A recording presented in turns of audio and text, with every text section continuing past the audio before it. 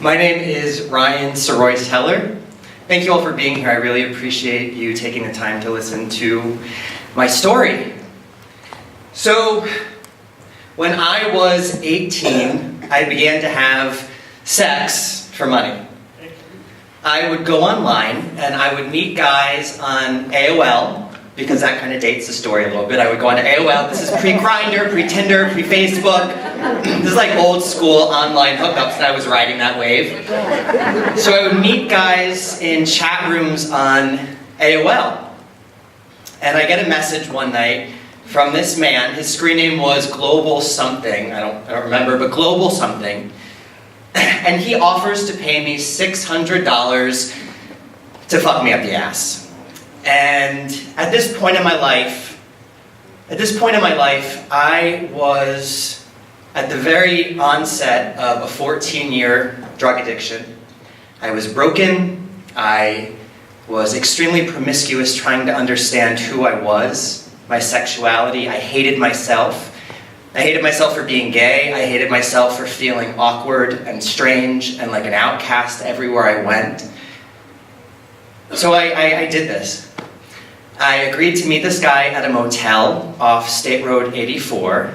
And what I remember most is getting ready in my parents' bathroom. They clearly did not know what was going on, but I remember being fixated on my hair. I wanted to perfect every detail of my hair to build the right persona for that night, because that's what I did in my life. For many years, I had to put on a mask to be anywhere, whether it was to go have sex with somebody online or to go to a coffee shop and order a coffee. I was not okay with me.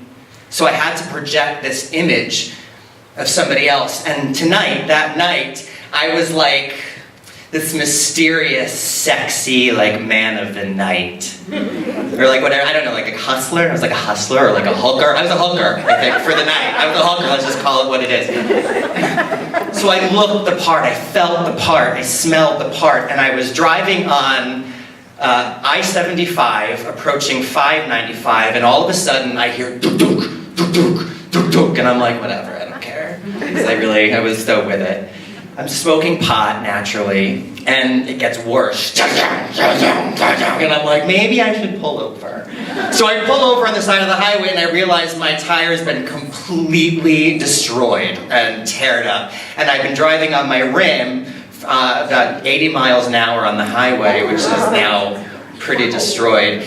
And all of a sudden, Global calls my Nokia cellular phone. And he says, "Where are you?" And I'm like, in my sexiest manner, I'm on the side of the highway.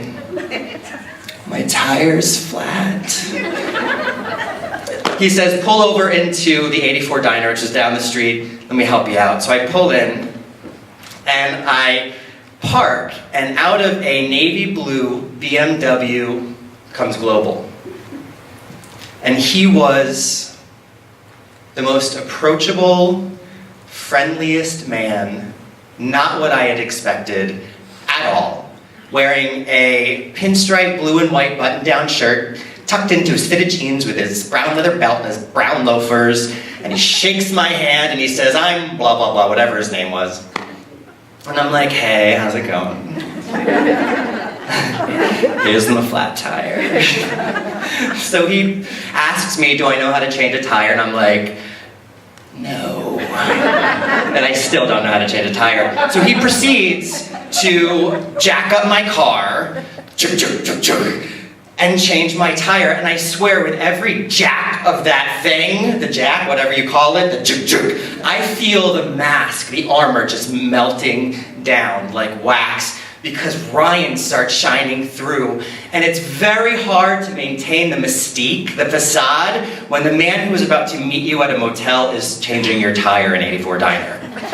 It was like Ryan was starting to be revealed, and I was just covering it up, still trying to act like this guy. So he finishes changing my tire, gives me a handshake again, and says, "This isn't how this night was supposed to go, was it?" And I say no. And he asks if I want to have a cup of coffee. So we go into the diner, and if anybody has been in 84 diner before, they have these god-awful fluorescent lights that show everything.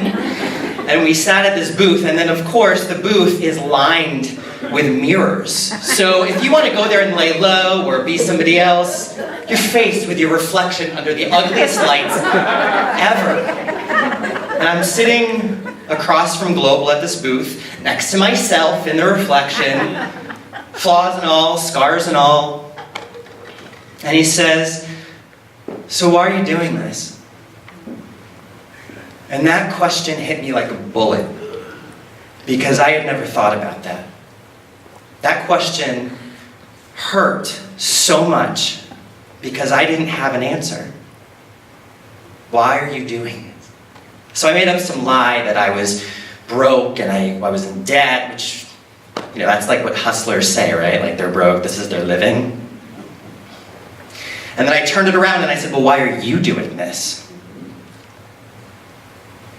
And I saw this man with these big brown eyes that looked like a puppy dog. I saw myself staring back at me, and he said, "I don't know. I've never done this before." And it was like me staring back at me, staring back at me. There's no avoiding the reality of this situation. And in that moment, under these lights that have stripped us bare, naked, we were naked without being naked, we began to just talk as Ryan and as this man. Scared, lost people. Two people who were desperately searching for something, to be someone other than who we were, because who I was, I hated. But in that moment, I could be myself. He gave me space to be me. And in that night, we were both each other's heroes. Whether it was 20 minutes over a cup of coffee sitting across from the man who was going to pay me for sex, it was the first time I was able to be vulnerable and have somebody listen to me and validate that. I will never see him again. I wouldn't even know him if I recognized him.